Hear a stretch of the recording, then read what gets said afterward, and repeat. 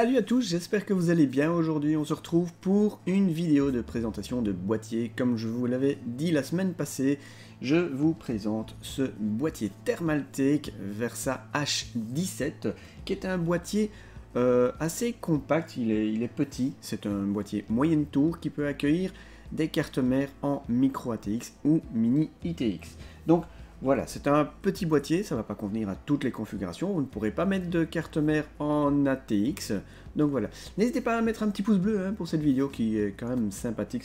J'aime beaucoup faire les présentations de boîtiers, j'en ai déjà fait quelques-unes. À chaque fois que je fais un montage de PC, eh bien en général je vous présente le boîtier, et ici c'est le Thermaltake.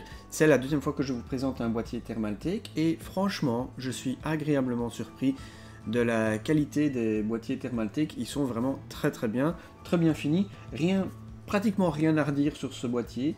Il est vraiment pas cher, donc si vous avez une petite configuration que vous voulez faire, eh bien je vous conseille fortement ce petit boîtier qui est très sympathique.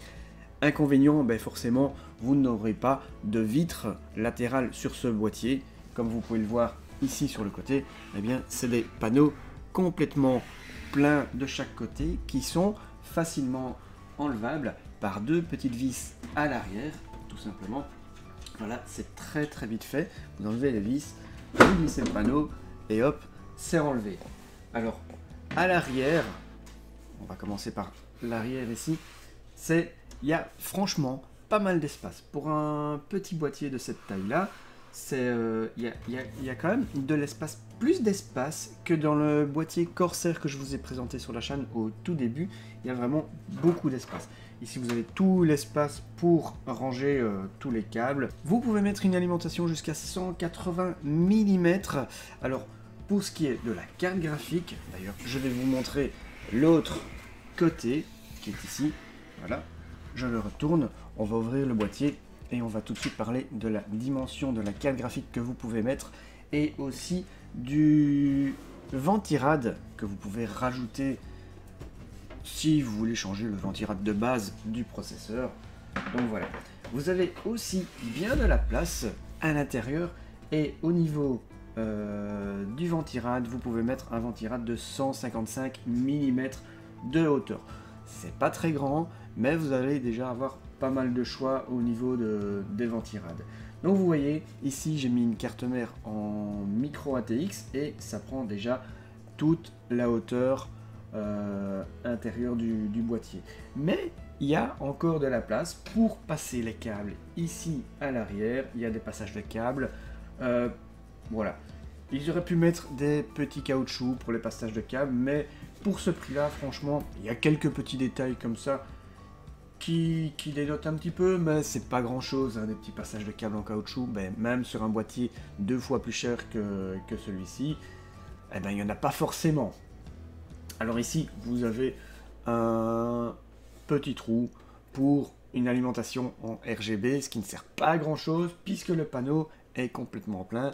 C'est pas un panneau vitré. Alors je vous parlais au niveau de la carte graphique, bah, forcément vous avez qu'un seul emplacement sur une carte micro ATX, et vous pourrez mettre une carte graphique de 350 mm de longueur, ce qui est vraiment pas mal. Alors au niveau de la ventilation est vraiment bien faite. C'est un bon boîtier au niveau de la ventilation. Vous allez avoir de fourni un ventilateur à l'arrière de 120 mm. Vous allez avoir un emplacement pour un ventilateur de 120 mm au-dessus, un seul ventilateur, pas deux. Et d'ailleurs, vous avez un petit filtre magnétique anti-poussière sur le dessus. Au niveau de la face avant, vous allez pouvoir mettre 3 ventilateurs en 120 mm ou 2 ventilateurs en 140 mm. Alors, pour ce qui est de l'avant, il n'y a pas de filtre magnétique, mais vous avez des ouvertures avec des grilles sur le côté. Ça fait à peu près 1 cm de large sur chaque côté, sur toute la hauteur, et ça c'est plutôt pas mal. Vous avez aussi sur le dessous, ici, une ouverture, donc ça laisse bien passer l'air pour faire rentrer l'air dans ce boîtier et la faire ressortir sur l'arrière ou sur le dessus, tout simplement. Vous avez aussi en dessous, eh bien, une aération pour l'alimentation, et vous avez aussi un petit filtre que vous pouvez enlever. si vous avez besoin de le nettoyer. Voilà. Alors, dernière petite chose que je vais vous parler, eh bien, c'est les connectiques au-dessus du boîtier. Il n'y a pas grand-chose, c'est à peu près commun à tous les boîtiers. Vous voyez, vous avez deux USB 2.0, un USB 3.0, vous avez le bouton power, le bouton reset, et puis les prises pour le casque, pour le micro, tout simplement. Et voilà, c'est un beau boîtier, pas très cher, vous allez le trouver aux alentours de 50 €, ce qui est vraiment pas mal. C'est un boîtier qui va suffire à la plupart des gens, puisque une carte mère en micro ATX suffit largement, puisqu'en général on a besoin que d'une carte graphique, et vous avez même encore un slot pour rajouter une carte Wi-Fi ou une carte son si vous en avez besoin. Donc c'est largement suffisant. Ici j'ai mis une carte mère MSI, la MSI B450M 1 Pro Max, et c'est une très bonne carte mère. Si vous la connaissez pas, eh bien je vous la recommande. Elle est compatible avec tous les Ryzen de 3e génération, donc tous les Ryzen 3000. C'est parfait, c'est nickel, et en plus elle possède un port M.2. Enfin bon, ça pourrait faire l'objet d'une nouvelle vidéo de présentation, puisque cette carte mère est franchement très sympathique pour son prix. Vous la trouvez à moins de 100 €, c'est pour une configuration petit budget, franchement c'est tout ce qu'il faut. Si vous n'avez pas vu la vidéo de montage de la semaine passée, eh bien n'hésitez pas à aller la voir. Donc voilà, pour la présentation de ce boîtier qui est vraiment très sympathique. Et puis vous avez la version aussi fenêtrée qui est presque pareil, c'est le Thermaltake Versa H18 qui elle a une fenêtre sur le côté. La face avant est un petit peu différente, mais c'est aussi un boîtier micro ATX et mini ITX, donc voilà, c'est plus ou moins pareil avec quelques petits changements au niveau design, et vous avez aussi une fenêtre. Voilà, ça va dépendre si vous avez envie d'une fenêtre, pas de fenêtre, mais si vous n'avez pas forcément besoin d'une fenêtre sur le côté, eh bien franchement ce boîtier est franchement nickel, et niveau finition, hein, il est vraiment pas mal, il est impeccable. J'ai déjà vu d'autres boîtiers de cette taille là, ou même plus cher, où les finitions étaient vraiment moins bien que ça.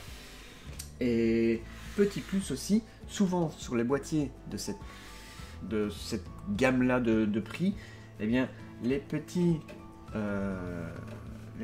barrettes métalliques qu'on enlève pour mettre la carte graphique ou une autre carte, eh bien en général il faut les détacher. Elles sont solidaires du boîtier et on doit les détacher, on ne sait pas les remettre par après. Ici non, elles sont fixées avec des vis, et ça j'aime beaucoup ce petit détail. Ça fait pas grand chose comme détail, mais c'est sympathique. Vous pouvez quand même refermer une fois que vous avez enlevé la carte graphique et que vous voulez ranger le boîtier ou même le revendre, c'est quand même beaucoup mieux.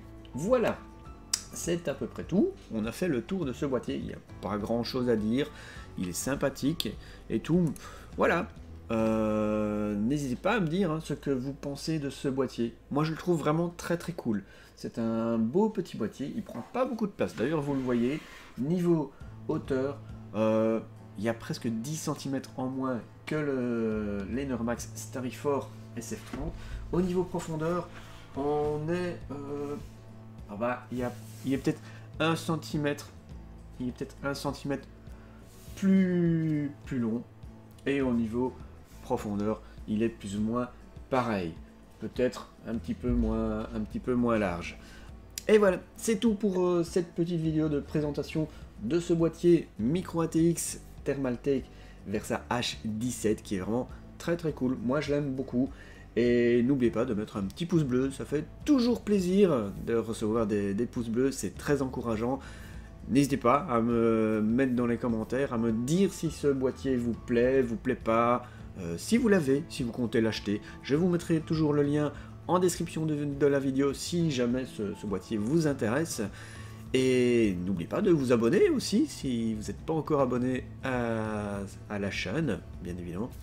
Et activez la petite cloche pour recevoir les notifications quand je posterai une nouvelle vidéo ou que je fais un live. D'ailleurs, on se retrouve dimanche pour le live. Je ne sais pas encore ce qu'on fera en live, peut-être des bons plans, peut-être des configs, on verra bien. Et sinon, on se retrouve la semaine prochaine pour une nouvelle vidéo. Voilà, j'espère que vous avez apprécié. Je vous souhaite une bonne journée, une bonne après-midi, une bonne soirée. Tout dépendra de quand tu regardes cette vidéo, bien évidemment. Et je vous dis à bientôt. Ciao, ciao tout le monde!